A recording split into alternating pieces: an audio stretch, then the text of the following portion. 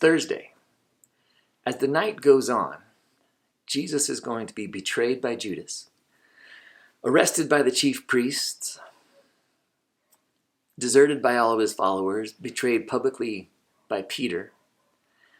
As Thursday bleeds into Friday, he'll be tried before Pilate, he'll be tortured, and ultimately he'll be crucified. And so Thursday evening finds him having a final meal, what we often call the Last Supper, with his followers. They're in a rented room, and because they're in a rented room, there are no household servants.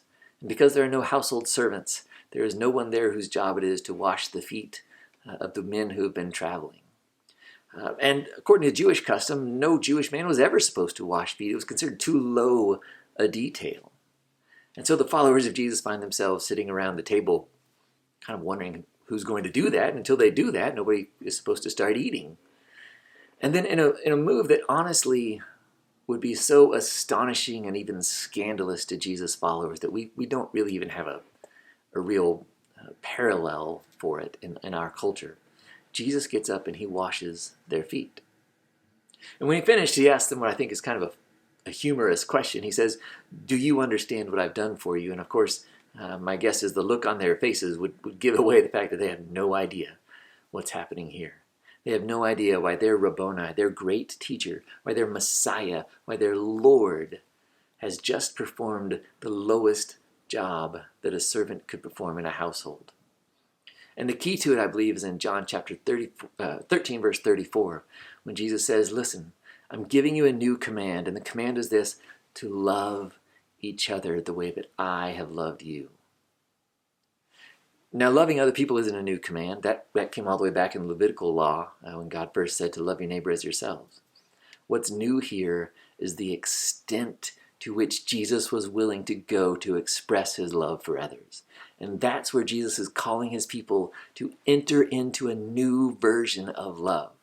Not kindness, not just good feelings, right? Not even just doing the right thing.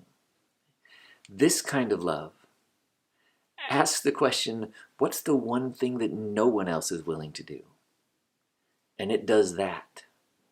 This kind of love asks the question, what's the one thing that my spouse, my friend, my parents, my children, what's the one thing they just hate doing? And this kind of love does that. This kind of love asks the question, what's the one thing that nobody else in the world is willing to do right now? Who is out there that nobody else is willing to go help? This kind of love goes to those people. And Jesus says right after that in verse 35, this is how the rest of the world's going to know you're my people. The world's not going to know we're Christians by our doctrine. It's not going to know we're Christians by our political views. Not going to know we're Christians by our rightness, by our cleanliness, by any of those things. It's going to know we are the people of Jesus when we love the world around us in ways that shock them. When we love the people that God puts into our lives in ways that astound them and leave them like Peter arguing, "I don't think you should do this." Jesus says, that is who I am. That's who my people are. That's what this day, Maundy Thursday, that word Maundy actually comes from the Latin word mandatum, which means command, referring exactly to this, a new command. That's what this day is all about in the life of Christ, showing us how to love in radically self-sacrificing ways.